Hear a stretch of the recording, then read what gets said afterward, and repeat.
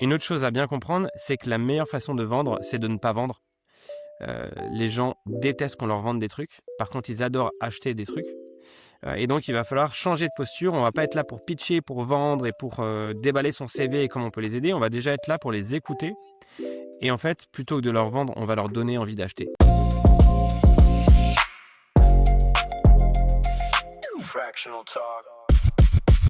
Mika, aujourd'hui, on va parler de vente. On a beaucoup de gens qui nous disent je ne sais pas me vendre, et on voit beaucoup de choses se passer pas vraiment dans les règles de l'art. En tout cas, nous, on a une bonne visibilité aujourd'hui sur ce qui fonctionne et ce qui fonctionne Mmh. moins bien, puisqu'on a vu passer pas mal de cas. Donc, c'est l'objet de l'épisode du jour. Par quoi tu veux qu'on commence?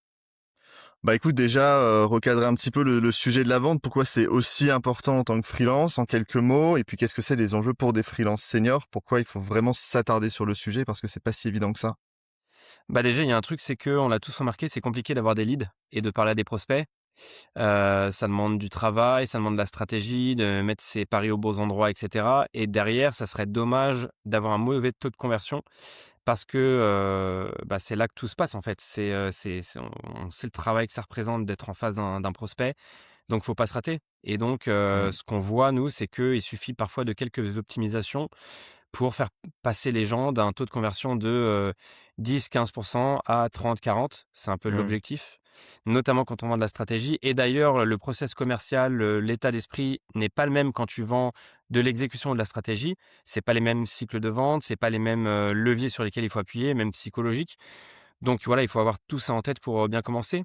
On avait fait Mmh. un épisode sur l'avant-vente, parce qu'en fait, la vente, Mmh. ça commence pas quand vous êtes connecté sur le Google Meet ou le Zoom ou en physique et que, vous pitchez, votre offre. Ça commence bien avant. Donc on a fait un épisode là-dessus, que je sais plus le titre, c'était, «Je ne sais pas me Je ne sais pas vendre», me je vendre, crois. ouais, c'est ça. Donc déjà préalable à cet épisode ou, juste après, n'hésitez pas à y jeter un œil parce qu'en fait, Ouais. bah, une bonne vente, ça commence par un bon positionnement pour la bonne personne, le bon client idéal avec la bonne offre. Mmh. Si vous avez pas ça, c'est compliqué. Donc déjà, voilà, considérez que la vente, c'est avant, le moment où on se connecte avec le prospect. Et après ça, bah, c'est le sujet qu'on va discuter aujourd'hui, c'est comment améliorer son taux de conversion et comment, faire en sorte que ces opportunités se traduisent en signature. Mmh.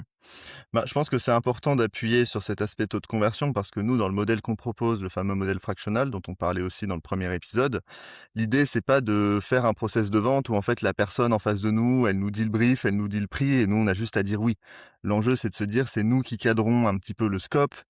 On veut vendre de la stratégie et pas seulement de l'opérationnel. Au niveau du budget, il faut que ça fasse sens par rapport à nous, ce qu'on imagine et pas seulement ce que le client a prévu parce que derrière le ROI peut être variable.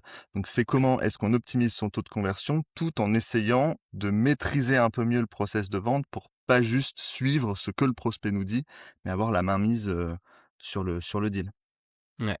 En fait, il y a 3 grandes dimensions qu'il faut travailler sur la vente. Il y a l'état d'esprit, pour pas dire le mindset. On va commencer par ça d'ailleurs. Ensuite, il y a quel est le bon process commercial?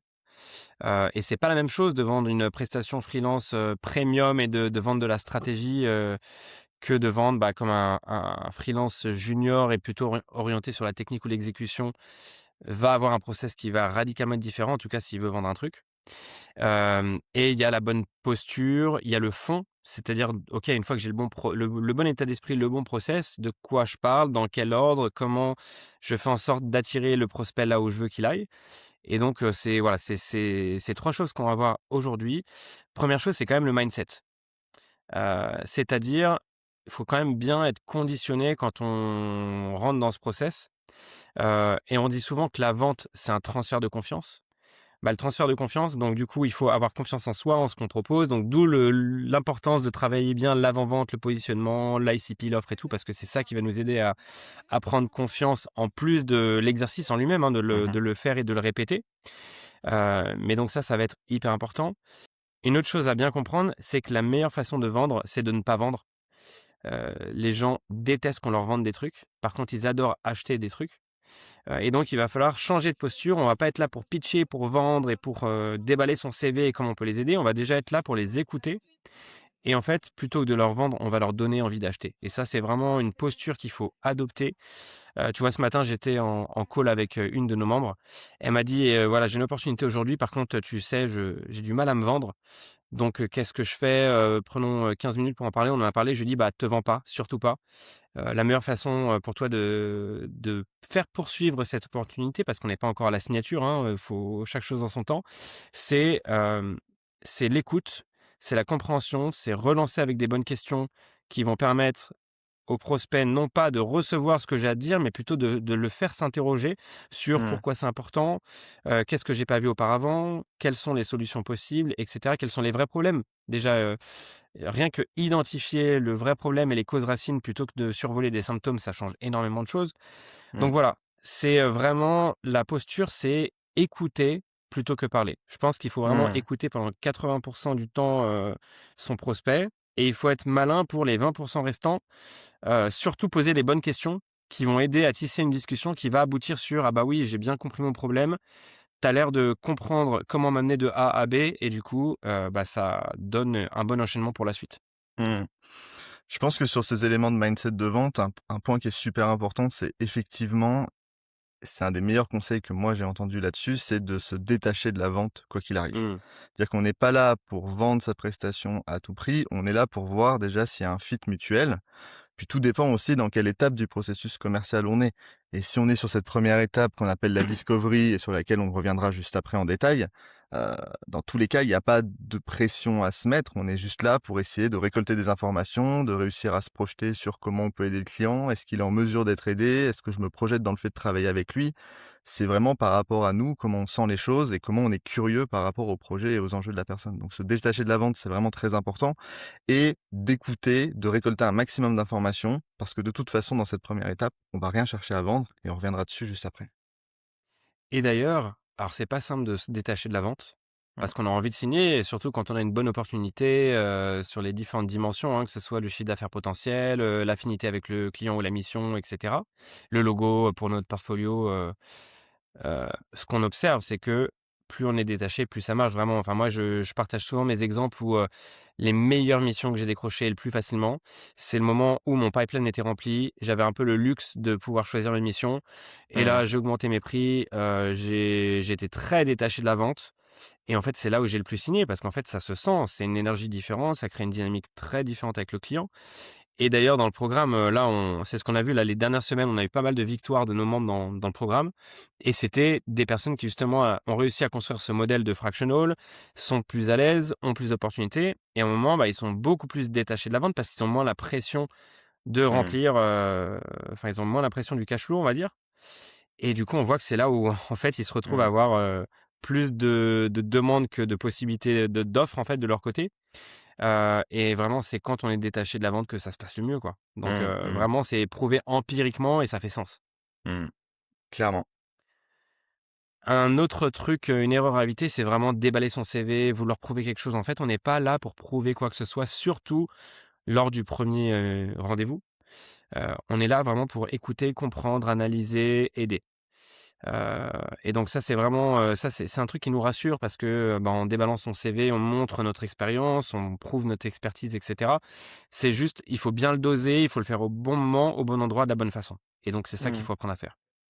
Ouais et surtout de se dire que si on a un call prévu avec quelqu'un, dans tous les cas, la personne, elle se dit que son temps est bien investi en parlant avec vous, donc il y a pas besoin de justifier le fait qu'elle soit là aujourd'hui. On peut directement rentrer dans le vif du sujet et poser des questions, quoi. Tu sais quoi? On peut peut-être balayer d'ailleurs, la suite des erreurs, qu'on constate, et puis après on vient sur le process, ça te va? Mmh. Vas-y. Une autre erreur que j'ai vue, c'est travailler gratuitement. Mmh. D'ailleurs, je regardais, une vidéo d'un autre programme qui accompagne des freelances, sans doute un peu plus juniors. Travailler gratuitement, c'est non. Heu, Ça vous décrédibilise, ça vous prend du temps, ça attire des chasseurs de gratuits. Heu, donc vraiment fixer sa ligne rouge, et attention parce que travailler gratuitement, ça veut dire quoi? C'est-à-dire qu'à un moment, il faut quand même donner de la valeur. En fait, c'est un échange de valeur aussi, la vente, donc ça peut, impliquer de donner de la valeur et donc d'avoir un petit peu de travail derrière. En fait, il faut juste poser la bonne borne, c'est-à-dire jusqu'à où ça devient du travail gratuit non rémunéré, quoi. Mmh. Heu et donc comment est-ce que je peux quand même donner de la valeur et anticiper un peu sur la suite et peut-être, l'aider à débloquer un ou 2 trucs en amont, mais comment ne pas franchir cette ligne rouge qui est travailler gratos, ce qui est, Mmh. hors de question. Ouais. Donc vraiment ne travaillez pas gratuitement. Là aussi, empiriquement, on voit que de toute façon, ça ne marche pas, hein. Donc, Mmh. protégez votre valeur, mais donnez de Ouais. la valeur aussi. Donc trouvez le bon équilibre. Ouais et puis Je te j'attends de toute laisse, hein, façon, il y a d'abord, toujours il y a toujours des moyens de te donner de la valeur pendant cette phase de discovery, en aidant la personne à, bah, accoucher de ses mmh, idées, à faire le point sur ses problématiques, à formuler les choses de manière plus claire. Enfin, c'est aussi là qu'on montre, mmh. nos compétences de questionnement, notre capacité à faire les liens rapidement et on n'a pas besoin de produire, de livrables ou de comptes rendus ou de choses trop compliquées pour prouver qu'on a compris les choses donc ça, je pense que D'ailleurs, c'est un point qui est clé, ouais. on a vu avec une personne du programme qui faisait une sorte de flash audit. Donc en gros, tu répondais à un questionnaire, mais les questions étaient vachement bien foutues. Donc en gros, si tu mettais bien les bonnes réponses à ces questions, en fait, tu avais déjà un mini audit, mais donc qui est rapide à faire, mais qui donne énormément de valeur parce qu'en fait, cette personne sait poser les bonnes questions et derrière a le process IA qui permet de connecter tous ces points-là et de dire, bah voilà, tes 3 problèmes et les recos. Et en fait, c'était, une erreur aussi parce qu'en fait, le client a l'impression qu'il peut du coup gérer le truc tout seul, ce qui est souvent une Mmh. illusion, hein. Parce que derrière, bah, il y a l'identification, mais après il y a la priorisation, enfin, ça va un peu plus loin. Et en fait, bah, ce qui se passait, c'est que les prospects se disaient: «Ah bah merci, je vais filer ça à mes équipes en interne et on va s'en occuper, merci beaucoup, trop de valeur, super». Mmh Donc mh. voilà, faut faire attention, vous n'êtes pas en appel de vente pour, heu, coacher, résoudre un problème, vous êtes là pour les aider à prendre une décision. La vente, c'est du coaching en prise de décision et donc attention encore une fois à bien fixer ces lignes rouges qui, de toute façon, bon, en plus de vous prendre du temps et de capter de la valeur, va vous desservir. Mmh. Une autre erreur qu'on voit souvent, on va en reparler quand on détaillera dans quelques instants le process commercial que nous on recommande et qu'on a vu, fonctionner, c'est d'envoyer son pitch par email. Donc Mmh. souvent les gens, font un call et disent: «Bah écoute, je vais travailler une propale et je vais te l'envoyer par email» et derrière l'envoi. Là encore, quand on vend de la strat à un client premium, c'est quasiment certain que, ça avancera pas. En gros, il faut absolument, on en reparlera, mais il faut absolument pitcher devant le client et être préparé pour traiter les objections, les questions et cetera. Mais ne pas envoyer en asynchrone, on peut l'envoyer après, une fois que ça a été présenté, qu'il y a eu le voice over, Mmh. mais on n'envoie pas, règle d'or, on n'envoie Ouais, pas ouais. de propale par écrit avant, le deuxième rendez-vous, Mmh. qui va être celui, du pitch. Ça, c'est le meilleur moyen de se Donc ça, faire c'est ghoster. voilà. Et bon, je passe les pitchs de, 26 slides qu'un par exemple, un CMO ou un DG ou un directeur achat ou média ne lira pas ou ne lira pas attentivement. Donc aussi, souvent, moins, c'est plus. Donc essayez d'être concis, il faut avoir la bonne structure de proposition commerciale. Il faut quand même envoyer quelque chose, hein, je pense, mais attention à ne pas trop en faire un roman qui d'ailleurs souvent commence par, moi, ma vie, mon œuvre, 20 ans d'expérience dans je sais pas quoi. Voilà, il faut apprendre à structurer une bonne propale et être très court. Les gens ont une attention limitée, surtout plus on va aller, vers du dirigeant, moins le temps Mmh. disponible va et le commitment va être important, donc il va falloir vraiment être sharp et c'est ça qu'ils attendent de nous aussi. Ouais. Bon, dernier peut-être, non, il y a 2, allez, 2 erreurs. Avoir peur de challenger son client. Mmh. Souvent, on veut arrondir les angles, on veut dire: «Oui, non, mais tu as raison, c'est super». On va essayer de se dire: «OK, tu as le problème, moi je vais être la solution». Non, en fait, ce dont a besoin un client à ce niveau-là, c'est d'être challengé, d'avoir quelqu'un qui va vraiment lui dire la vérité, les vrais trucs. C'est pour ça d'ailleurs que c'est intéressant aussi de faire appel à quelqu'un de l'extérieur qui est pas de nez dans le guidon, qui est pas biaisé par tous les angles, internes qui vont parfois nous restreindre le champ de vision. C'est aussi des expériences vécues qui vont être différentes et donc en fait, c'est ça votre valeur aussi. Mais alors bien sûr, on va pas être comme un bourrin à, lui retourner le cerveau, mais enfin pas nécessairement, on peut. Ça peut bien fonctionner dans certains cas. Mais en tout cas, ne pas être là pour dire: «Oui super, allons-y». Non, Mmh. vraiment poser des questions qui vont quand même challenger. Moi, je me rappelle par exemple d'un créa avec qui j'avais travaillé, qui était très bon. Donc c'est un créa typiquement qui faisait des identités visuelles et en fait souvent, au premier rendez-vous, ils disent: «Mais en fait, pourquoi vous voulez faire une identité visuelle? Parce que là, telle et telle métrique fonctionne bien». Donc en fait, ils faisaient même de l'anti-vente, Mmh. mais en fait, c'était assez bien fait parce que l'objectif, c'était de vraiment s'interroger sur pourquoi on fait ça. Et tu vois, de revenir un step en arrière pour se dire: «OK, mais en fait, pourquoi est-ce qu'on se voit?» Et du coup, ça donne beaucoup plus de matière, de substance pour Mmh. derrière ancrer ça et cette nécessité de revoir la brand et l'identité visuelle et cetera, de manière stratégique pour que le client comprenne à quel point, en fait, c'est important et peut-être qu'ils étaient venus pour la mauvaise raison. Mais en fait, on va Oui. leur expliquer pourquoi c'était important pour les bonnes raisons. Mmh. Et donc voilà, Et c'est Vas-y. Ça va jouer en fait sur, toute la prévente en fait, enfin sur toute la delivery du projet parce que la vente, elle a aussi pour but de cadrer les attentes, de cadrer un Mmh. petit peu les raisons pour lesquelles on fait appel à vous et c'est cool de signer un deal, mais si le deal est signé pour les mauvaises raisons et ben derrière, c'est la porte ouverte aux malentendus, à des recadrages qui vont être nécessaires, à de la perte d'énergie sur des sujets qui auraient dû être clarifiés en amont. Donc c'est aussi pas seulement pour à court terme faire rentrer le cash flow comme tu as dit tout à l'heure, mais c'est aussi de préparer Ouais. tout le reste de la prestation pour que ce soit le plus fluide possible. Bah, tu vois, là, c'est une brique qu'on est en train de vraiment, renforcer dans le programme, c'est le la partie livraison. Donc c'est comment, bon, une fois qu'on a vendu, on livre son service, de la bonne manière, de la manière la plus optimisée possible et cetera. Et en fait, il y a une notion de cadrage client qui est importante, c'est-à-dire comment, vraiment borner le terrain de jeu et continuer à cadrer le client en continu pour pas que ça parte en sucette. Mais en fait, le cadrage client, il commence dès ses premiers instants. Donc tu as raison de le mentionner, de c'est un point très important. C'est bien commencer à ancrer le client et à le cadrer pour que la relation, la collaboration se passe bien par la suite. Ça Mmh, commence dès mmh. la vente. Ouais et ça permet aussi de tester les choses pour soi parce que si le client, il est en fait ingérable dès le stade Mmh, de la vente, en fonction de si on va continuer d'interagir avec lui par la suite, ça peut aussi laisser présager de difficultés à venir, quoi. Donc à nous de faire le complètement. choix de dans quoi on s'embarque. Enfin, bon, dernière erreur, il y en a plein d'autres, on pourrait, discuter pendant 5 heures dessus, mais il y a vendre le moyen plutôt que le résultat. Mmh. Heu, Typiquement, quand tu vends une stratégie SEO, donc Search Engine Optimization, bah, là, tu vends un levier. Tandis que si tu le packages pour le vendre comme, bah, en fait, c'est de l'acquisition gratuite et c'est un levier d'autorité parce que ça inclut maintenant le GEO, donc c'est le référencement sur les IA et on sait que de plus en plus de demandes de renseignements ou d'exploration, d'analyse se font via des Mmh. LLM et de l'IA, que ce soit Claude, ChatGPT, Gemini ou autre. Bah, là, c'est en fait, on a un ancrage qui est totalement différent. Bon, là, c'était un exemple très précis, mais en gros, c'est, tous ces freelances qui disent, «Voilà ce que je fais et ce que je fais, c'est le moyen et Mmh. c'est pas le résultat derrière pour le client» et ça fait une vraie différence. Tu m'avais suggéré qu'on parle des profils créatifs, par exemple, parce que ça, Mmh. c'est, bon, c'est souvent plus facile pour les profils growth, marketing, com, et donc souvent les profils créatifs se dire: «OK, mais moi, je suis directeur artistique ou directeur de création, heu, comment je fais?» Et en fait, bah, là, c'est intéressant de voir les différents cas parce qu'en fait, ça veut rien dire DA ou DC, donc directeur artistique, directeur de création. Tout va dépendre de qui est-ce qu'on va viser. Par Mmh. exemple, il y a des créas qui visent plutôt, des entreprises, qui sont des boîtes de performance. En gros, le focus, c'est la performance. Donc ça va être tout ce qui est e-commerce, D2C, SaaS B2B, startup en hypercroissance et cetera. Ce que veulent ces marques, c'est la performance et donc ces profils, en gros, ce qu'ils doivent, vendre, c'est de la valeur business produite via le design, via la créa, enfin via les assets créatifs. Donc en gros, ils doivent parler cash, conversion, marge, ces profils créatifs. Donc il Mmh. faut adopter le business du PNL, hein, pour toucher ces clients-là.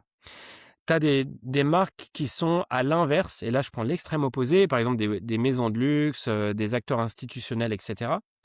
Là, on va leur vendre de la valeur préservée, en fait, de la réduction du risque. Mmh. Donc on va parler de risque évité, de qualité d'exécution, de continuer à maintenir son autorité par la création. Mmh. Ça parle notamment beaucoup à des marques de luxe. Combien de marques de luxe ont dû faire des re-shootings parce que, bah, en fait, le CEO a pas validé la piste créa et on a avancé sur la partie, production, ou pré-prod. On a perdu du temps et en gros, nous, ce qu'on va leur vendre en tant que créatif, c'est: «Je vais vous vendre de la sécurité parce que, bah, j'ai mon portfolio qui parle pour lui, parce que j'ai la maturité et l'expérience créative qui va vous faire prendre les bons choix Mmh. et qui vont être acceptés par, le comité de direction ou le DG, le CEO ou la CEO». Donc, on va pas vendre la même chose quand on est créa à des maisons de luxe ou à de la beauté, par exemple, que à des acteurs de la performance. Mmh. Et puis après, on va avoir des profils un peu hybrides qui sont entre brand et performance. Donc là, souvent, on va vendre la valeur de la marque construite. C'est-à-dire, on va parler notoriété, désirabilité de la marque, capital marque. Donc tu vois, en fait, ce qu'on va vendre, c'est pas du design ou de la créa ou de la direction créative. C'est quoi ma capacité? Bah, soit, sur la typologie dont j'ai commencé à parler, produire enfin, du cash, de la conversion, de la marge, soit pour les modèles un peu plus hybrides, de la notoriété, de la préférence de marque, de la désirabilité du capital marque. Et après, bon, faut aller un cran en dessous niveau communication, hein, pour ces profils-là, bien sûr. Là, je parle de manière très générale. Mmh. ou soit des maisons de luxe, des acteurs, beauté ou plus institutionnels où là, on va éviter du risque. Mmh. On va, travailler sur la qualité d'exécution, sur l'autorité de marque qu'on va créer. Donc tu vois, c'est ça, en fait, qu'on doit vendre. C'est vraiment du résultat et c'est pas le moyen parce que le moyen, Mmh. c'est pas ça qui va vendre. Ouais, et d'où l'importance, et ça, ben, ça renvoie vers l'épisode de podcast qu'on avait fait sur le sujet de la vente, c'était de bien préparer en amont à qui on s'adresse, quelle typologie Mmh. d'acteurs, parce qu'ensuite, en fonction de ça, ben, on va pouvoir aussi prévoir davantage, ben, comment est-ce qu'on structure son discours de vente, quels sont les points sur lesquels on va appuyer, et cetera. Et la discovery va avoir pour rôle de confirmer, en fait, ces différents points, de s'assurer qu'on a bien anticipé les choses, qu'il y ait pas de surprise et que notre discours, il soit raccord. Donc, si on réfléchit à ça en amont, ça va aussi grandement faciliter le process de vente versus être avec plein d'acteurs différents qui ont plein de besoins différents. Certes, ils ont tous besoin de créa, de design, de choses comme ça, mais fondamentalement, leur objectif derrière n'est pas le même. Complètement. Donc, faut vraiment, se mettre dans la peau de ses clients, d'où ce travail d'avant-vente important, positionnement, ICP, offre, et cetera, et au regard de tout ça, se dire: «OK, qu'est-ce que le client va acheter?» Le client, il achète pas un moyen, il achète un résultat, quel Mmh. qu'il soit, marketeur, communicant, créatif, produit, c'est la même chose. Mmh. Maintenant, peut-être qu'on peut parler du process commercial. Ouais. Hem Et là, ce dont on va parler, attention, c'est en tout cas nous, notre vision, sur le modèle fractional, mais qu'on a observé, qu'on a rodé quand même depuis 2 3 ans. On a vu des choses se passer, on a testé que ce soit nous ou nos membres, des approches. Donc aujourd'hui, on est capable de vous dire avec une certaine confiance ce qu'on observe qui fonctionne ou pas. Bien sûr, c'est pas un modèle rigide, il est adaptatif, mais en tout cas, à minima, il faut respecter, je pense, la philosophie, l'approche, la posture. Heu, En gros, nous, bon, il y a toute cette partie avant-vente. Regardez le podcast, l'épisode, qui en parle. Mmh. Ensuite, on arrive à booker ce qu'on appelle un R1. R1, nom de code, rendez-vous numéro 1. L'objectif du R1, c'est d'entrer en connexion, de briser la glace, de créer donc une relation. On est dans un business relationnel, donc là, on va commencer, même si on a commencé avant, sans doute par message ou à voir, comment est venu le client. Mais l'objectif, ça va être d'écouter, de donner confiance, de comprendre. En général, nous, ce qu'on recommande, c'est un R1 de 30 minutes, maximum 45 minutes. Faut pas trop que ça s'étende, c'est volontaire parce qu'en fait, il faut pas aller trop loin, il faut garder et on va voir pourquoi de la matière pour un R2 qui sera donc ce deuxième rendez-vous. Pendant ce R1, l'objectif, c'est simple: écouter, poser des questions et écouter. Et en gros, l'idée, c'est, à la fin de ce call, qu'est-ce que je veux, que mon client en retienne et qu'est-ce que moi, je veux en retirer? Ce qu'on veut qu'il se passe, c'est que le problème est bien identifié. Le problème Où les problèmes sont aussi bien perçus comme des trucs importants qu'il faut régler. Heu, il faut essayer de mettre le doigt sur les potentiels angles morts que pourrait avoir le prospect, parce qu'il est né dans le guidon, parce qu'il est biaisé par son cadre interne, et cetera. Et en gros, il faut avoir assez de matière et d'insight du côté du prospect pour pouvoir préparer le deuxième rendez-vous qui, là, va permettre d'entrer dans, «Voilà comment je peux vous aider». Donc en gros, on fait pas, des propos des propos, interminables sur son CV, sur soi, sur voilà comment je peux non. L'idée, c'est poser des questions, écouter, guider le prospect vers voilà vraiment ton vrai problème, voilà pourquoi c'est important, voilà pourquoi le coût d'inaction est bien trop élevé pour que tu fasses rien, voilà ce que tu as essayé dans le passé qui n'a pas fonctionné, donc on va pas répéter ce qui n'a pas fonctionné. Heu et du coup, OK, super, et ben je te propose qu'on cale un meeting dans la semaine pour que moi je puisse revenir vers vous avec, comment j'aborderai le sujet et comment je réglerai ce problème-là. Mmh. C'est important de caler ce meeting dès maintenant. C'est-à-dire on n'attend pas, «Oui, oui, bah, calons-nous à l'occasion», non. À la fin de ce meeting, quand est-ce que tu auras une disponibilité? Bah, là, par exemple, jeudi, moi j'ai pas mal de disponibilité le matin. Bloquons-nous, 30-45 minutes. Quelle est la meilleure dispo pour toi? Mmh. La fenêtre de tir, c'est simple, c'est, entre 48 heures et une semaine, 10 jours grand max. Si vous attendez trop, le soufflet retombe, il faut battre le fer tant qu'il est chaud. Si c'est vraiment important pour la personne en face de vous, elle devra trouver le temps pour Mmh. vous consacrer 45 minutes dans les jours à venir. Sinon, c'est un Donc on signal est aussi, en fait. Si C'est la un personne signal, a dit: «On se reparle, en fait, mais c'est pas urgent dans 2 3 semaines», bon, bah, OK, pourquoi c'est pas, un sujet là, maintenant, en fait? complètement. Et en tout cas, on ne ressort pas de ce meeting sans avoir un truc calé dans les Mmh. agendas, idéalement avant les 7 10 jours. Pendant ce temps-là, entre les 2 meetings, hem, on va potentiellement envoyer des ressources, envoyer un début de réflexion qu'on va creuser pendant le R2, mais on va pas trop loin, mais identifier par exemple des axes de discussion. On peut peut-être envoyer un exemple d'un cas, d'une boîte qu'on a accompagnée qui a vécu exactement la situation. En tout cas, on va continuer à maintenir le lien. En fait, l'enjeu, c'est pourquoi plusieurs touch points? Parce que plus vous allez avoir de contacts sans en faire trop et sans mettre trop de pression commerciale sur votre cible, plus vous allez créer de la confiance, créer de la relation, et cetera. Donc n'hésitez pas à utiliser cet entre-deux pour continuer à créer cette relation et cette confiance. Un autre truc qu'on peut faire, c'est poser des questions en disant: «Je t'ai pas posé cette question pendant le meeting, mais ça me semble hyper important». Alors par exemple, comment sont structurées telles et telles équipes mais continuez à poser une ou 2 questions max, 3 maximum pour, continuer à avoir les bonnes informations pour, que notre offre, derrière soit la plus pertinente possible, mais aussi maintenir le lien et les échanges avec cette personne. Ensuite vient le jour du R2. Donc normalement, si vous avez bien fait le travail, 7 jours ouvrés, vous avez un 2e rendez-vous de à peu près 45 minutes et là, c'est simple. Briser la glace assez rapidement. Donc on rentre tranquillement dans la conversation, mais sans parler non plus des vacances, des enfants et cetera pendant un quart d'heure, mais on rentre dans la relation. On dit: «Écoute, voilà moi ce que j'ai compris de votre problème, de pourquoi c'est important pour vous et de ce que vous avez essayé jusqu'à maintenant qui fonctionne pas». Donc là, on réancre tout ça dans, «C'est important, ce que vous avez fait n'a pas marché, il faut se bouger». Ensuite, on présente donc ça doit être assez rapide, hein, vraiment, 4-5 minutes suffisent. Derrière, il va falloir se prendre une quinzaine de minutes pour dire: «J'ai travaillé sur justement la solution à tout ça pour vous. Voilà ce que je vous propose de faire». Et donc là, il faut une propale bien structurée qui commence par un récap du coup de ce qu'on a discuté, de pourquoi il y a un écart entre A, la situation actuelle, B, la situation désirée et du coup, qu'est-ce qui te manque entre les 2.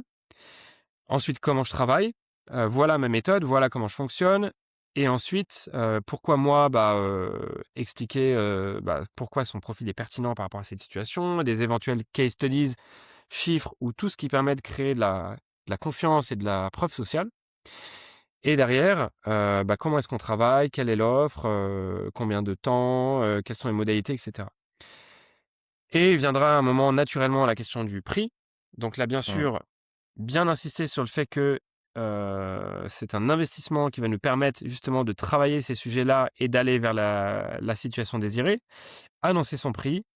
Et là surtout, on va pas faire un épisode trop focus là-dessus parce qu'il y aurait beaucoup à dire et on parlera de ça dans les objections. On fera un épisode spécial objections. Mmh. J'en profite pour faire une petite pause. Abonnez-vous à la chaîne, mettez un like pour nous donner de la force et Mmh. comme ça, vous serez informés de la prochaine vidéo et des prochaines, globalement. Parenthèse fermée. Donc là, on annonce le prix et c'est le moment où, on voit ce qui se passe. On va non pas justifier son prix s'il y a des objections. L'objectif, c'est pas de se justifier. Votre prix, c'est votre prix, point final. Mais on va essayer en tout cas, de faire comprendre que l'investissement est à la hauteur de leur douleur et de ce qu'il faut résoudre. Mmh. Plus à venir dans le prochain épisode. Donc semaine prochaine, objection Mmh. et donc le prix.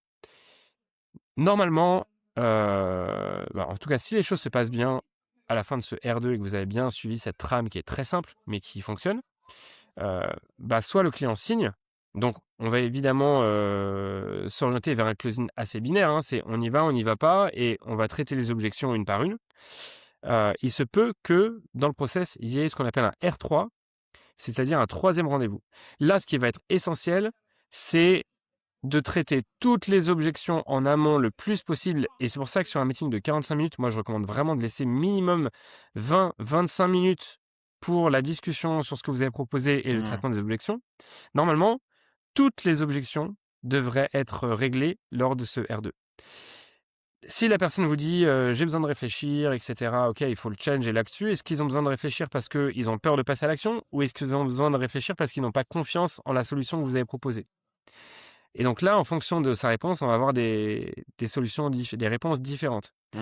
Le R3, moi, ce que je recommande, c'est vraiment 15 minutes. Peut-être qu'ils ont vraiment besoin d'en parler à, leur N+1 ou que sais-je, donc il faut qu'il y ait les bonnes raisons. Entre le R2 et le R3, évidemment, se positionner comme: «Qu'est-ce que je peux vous envoyer qui, va vous rassurer sur ce point d'ici là?» S'il y a besoin d'ailleurs d'en parler à d'autres interlocuteurs, proposer de faire partie de ce triangle-là parce qu'en fait, la personne tierce qui intervient dans la décision, ça peut être intéressant quand même qu'elle soit dans la boucle avec vous. Mmh. Donc ne pas hésiter à proposer ça et l'objectif du R3, c'est simple, hein, c'est closing binaire. C'est oui ou non. Encore une fois, vous êtes des coachs en prise de décision et donc là, ça va être le moment de les mettre en face de la réalité, peut-être de les bousculer un petit peu, de les challenger et l'objectif, c'est on sort de là avec un oui ou non. On va pas faire traîner ça sur des mois, sur des semaines. On sait très bien ce qui se passe quand c'est le cas et donc il faut être assez ferme et le dire: «Moi, je sens que, vous n'êtes pas prêt pour y aller si c'est le cas» ou au contraire vraiment attirer vers la fin de la discussion et closer tout ça pour les encourager à prendre une décision et arrêter d'attendre, arrêter, d'attendre chaque jour qui passe et chaque jour Mmh. qui passe, c'est le coût d'inaction, c'est, du revenu en moins, c'est, une marque qui va moins bien se porter et cetera donc voilà. Mmh. En résumé et puis après je te laisse, revenir là-dessus Mika, mais c'est l'avant-vente est importante, R1, dans lequel on écoute, on pose des questions, on arrive à avoir des bons insights et à poser les bonnes questions pour appuyer là où ça fait mal. Le R2 rapidement et entre les 2, n'hésitez pas à faire du nurturing. Le R2, c'est: «J'ai compris votre problème, voici comment je vais le résoudre, qu'est-ce que vous en pensez?» et je traite toutes les objections. Éventuellement, si ça bloque au niveau du R2, mais on essaye de maximiser la prise de décision au R2, un R3, un rendez-vous de prise de décision. On aura traité en amont les objections et là, c'est on y va ou on n'y va pas, on va pas tergiverser. Mmh. Mmh. N'hésitez pas à saupoudrer tout ça moi j'ai besoin d'avoir de la visibilité sur la suite. Donc d'où le fait que je vous encourage à prendre une décision rapidement parce que moi je dois faire des choix aussi. J'ai d'autres sollicitations. On reparle encore une fois du détachement de la vente, mais aussi pour vous, de faire comprendre que, vous n'avez pas que ça à faire de parler des mois quand le problème est très clair, la solution est très pertinente. Là, il y a soit vous y allez, soit vous y allez pas, quoi. Mmh. Et si ça n'y va pas, bah, ça, dans notre CRM, on le note, on relance dans quelques mois quand même parce que on sait que beaucoup de ventes se font dans le suivi et donc évidemment, on n'hésite pas à relancer d'ici 3, 4, 6 mois selon l'opportunité parce que, bah, il y a beaucoup de ventes qui se font, la majorité même, sur le long terme. Mmh. Ouais. Est-ce que ça te semble être bien résumé? Même si j'ai pris un peu le temps, mais au Mmh. moins, il y a les détails. Tu en penses quoi, Non, mais Mika? c'est Et est-ce important de que de poser ça et les différentes étapes. Pour moi, moi, je note 4 points clés à retenir de ça et je pense que ça nous emmènera d'ailleurs, doucement vers la conclusion de l'épisode. C'est déjà le premier point, c'est d'être en face du décideur. De sentir même en amont du R1, est-ce mmh, que le gars que j'ai en face de moi, c'est potentiellement un gars qui va pouvoir prendre une décision ou est-ce que c'est pas le cas? Et du coup, qu'est-ce qui m'empêche aujourd'hui de pouvoir avoir le décideur en face de moi? Déjà ça permet potentiellement aussi de cadrer le R1 pour pas perdre de temps, pas se dire qu'on bloque 45 minutes, mais peut-être bloquer 10-15 minutes pour débriefer les choses et voir comment on peut avoir accès à la vraie personne qui va prendre la décision finale, quitte à mettre cette personne-là dans la boucle et de rester à 3. Mais ça, c'est un point qui est super important, je pense, en amont, surtout quand on est sur des boîtes où des process de décision sont un petit peu complexes. Ça, je pense que c'est un point d'attention à avoir. Le R1, il va avoir pour but de clarifier tout ce qui peut potentiellement bloquer la décision au R2. Donc si on sent que la personne dit: «Oui, voilà, c'est un sujet, mais bon, pour l'instant, on se renseigne, on essaye de prendre des décisions pour la fin d'année» ou des choses comme ça, on sent déjà que, ben, si on prend le R2, on va pas avoir de décision tout de suite. Donc on peut tout de suite recadrer en se disant: «Bon, écoutez, j'ai l'impression que pour l'instant, le timing n'est pas forcément optimal par rapport à ça». Ce qu'on peut faire, c'est qu'on se recale un point dans X mois et on en reparle, mais au moins on perd pas de temps en R2, on perd pas de temps à réfléchir, nous, à une proposition de notre côté et on cadre les choses qui sont claires. La troisième chose, c'est que, idéalement, le R2, il doit finir par une décision, mais il y a quand même une probabilité assez élevée qu'il y ait besoin d'un petit laps de temps pour y réfléchir. C'est pour ça qu'il y a le R3, mais à la fin du R3, il faut que la décision soit ferme. C'est-à-dire que soit oui, on y va, et si on n'y va pas, bon, bah, c'est sûrement déjà que nous, on a raté quelque chose au niveau du processus de vente et ça fait un insight à travailler, mais c'est surtout que pour la personne, ça arrive aussi qu'elle se rende compte que finalement le sujet n'est pas aussi prioritaire que ça, qu'elle en a pris conscience grâce aux appels, mais rien n'empêche que cette personne ne re-signe pas dans 3, 6, 8, 12 mois. Faut pas oublier que c'est un jeu de long terme. Le but, c'est aussi de créer un maximum de confiance et de pas mettre le couteau sous la gorge des gens pour qu'ils closent à la fin. Donc c'est aussi de réussir une fois de plus à se détacher de la vente et se détacher du résultat. Peut-être que c'est nous qui avons fait une bourde, peut-être qu'on a aidé la personne à se rendre compte que le sujet n'est pas si prioritaire que ça en réalité, qu'il y a d'autres choses et la personne va nous remercier pour ça et en plus le jour où elle aura besoin de nous, on sera la première personne à laquelle elle pensera pour la suite. Je sais pas ce que tu en penses de ces points-là, mais je pense qu'ils sont ah, importants, ouais, tu vois? je te Décideur, oui, remercie, non et cetera. ouais, je te remercie de les avoir mentionnés parce qu'en fait, ça me permet de double cliquer là-dessus. ne pas avoir le décideur dans la pièce, c'est compliqué, pour la suite. Donc vraiment, nous on l'a vu là récemment, dans le programme, on a pu rattraper le coup au final. Mais quand il y a pas le décideur, par exemple, si c'est, la CMO qui est en contact avec vous, mais que le vrai décideur c'est le CEO, à un moment, il va falloir trouver comment, travailler dans cette configuration en triangle. Est-ce que c'est avec une présence, tous les tripartite? Est-ce que c'est envoyer une ressource ou quelque chose, à la personne pour reprendre un petit peu le contrôle là-dessus? Donc ouais, il faut vraiment, se poser la question du décideur et des influenceurs de la décision. Sur le timing, et c'est là où j'aimais bien l'exemple que je t'ai partagé au début de ce créatif qui, les a Mmh. challengés en disant: «Mais en fait, pourquoi vous voulez faire une plateforme de marque là? Quel est l'objectif? Pourquoi c'est urgent pour vous?» Bah, quand on botte en touche et qu'on leur fait comprendre on est détaché de la vente, on n'est pas là pour absolument, leur vendre un truc, on est là pour les aider à prendre les bonnes décisions. Et bah, le jour où en fait ils se rendent compte: «Ouais, c'est peut-être pas le bon moment», ils peuvent très bien, comme ça a été le cas là, vous rappeler, 4 mois plus tard et vous dire: «En fait, écoute maintenant ça y est, c'est le bon moment là. On est en levée, et cetera», donc en fait, le fait d'être détaché de la vente à un instant T, c'est aussi un très bon moyen de reculer pour mieux sauter et pour qu'on vous recontacte dans quelques mois parce qu'en fait, on voit que vous êtes là pour aider et pour, faire avancer le schmilblick. Vous êtes pas là pour vendre un truc. Donc ça, c'est très fort. Maintenant, attention parce qu'on sait que, les entreprises ont aussi souvent, toujours de bons moyens de repousser les décisions. Donc ne pas hésiter quand même à challenger sur le timing parce que souvent «C'est peut-être pas bon moment pour nous», c'est aussi peut-être une excuse pour pas prendre le sujet à bras-le-corps. Donc faire attention à ça. Dernière chose à laquelle tu m'as fait penser sur, analyser ce qui s'est passé, vraiment enregistrer vos appels de vente, avec un transcript, Fireflies, Gemini, tout ce que vous voulez et derrière, faites analyser vos appels de vente par une IA. Mmh. C'est pas, ça fait pas tout. Par exemple, ça n'analyse pas très bien vos silences ou l'intonation et on sait que ça, c'est des choses importantes, le langage corporel pendant la vente, votre posture et cetera. Mais ça vous donnera des très bons insights sur le fond qui, notamment si vous uploadez, 10-20, appels de vente, ça va vraiment Mmh. vous identifier à voir ce que vous ne savez pas et à voir ce que vous ne voyez pas et vous ne savez pas ce que vous ne savez pas. Donc vous avez besoin qu'on vous montre vos angles morts. Donc vraiment analyser tout ça. Nous, par exemple, dans le programme, on met une IA à disposition des membres qui leur permet d'analyser tout ça, d'identifier leurs angles morts, ce qu'ils font très bien, ce qu'ils font pas bien et du coup de s'améliorer. On voit les résultats vraiment, ça permet d'optimiser, de s'améliorer. On n'est toujours pas bon en appel de vente, quasi toujours Mmh. au départ. Il faut s'améliorer, il faut optimiser au fur et à mesure, hein, donc voilà. L'objectif, c'est, comment est-ce qu'on est 1 de mieux chaque jour, hein, là-dessus. C'est ça et pratiquer. Pratiquer au Ouais. maximum. Comment tu veux clôturer cet épisode? Qu'est-ce que c'est le point clé que tu veux que nos auditeurs et auditrices retiennent? Le plan clé, c'est n'improvisez pas sur la vente. Moi, je pense que la vente, ça ne s'apprend pas sur le tas. C'est peut-être, inconventionnel de dire ça.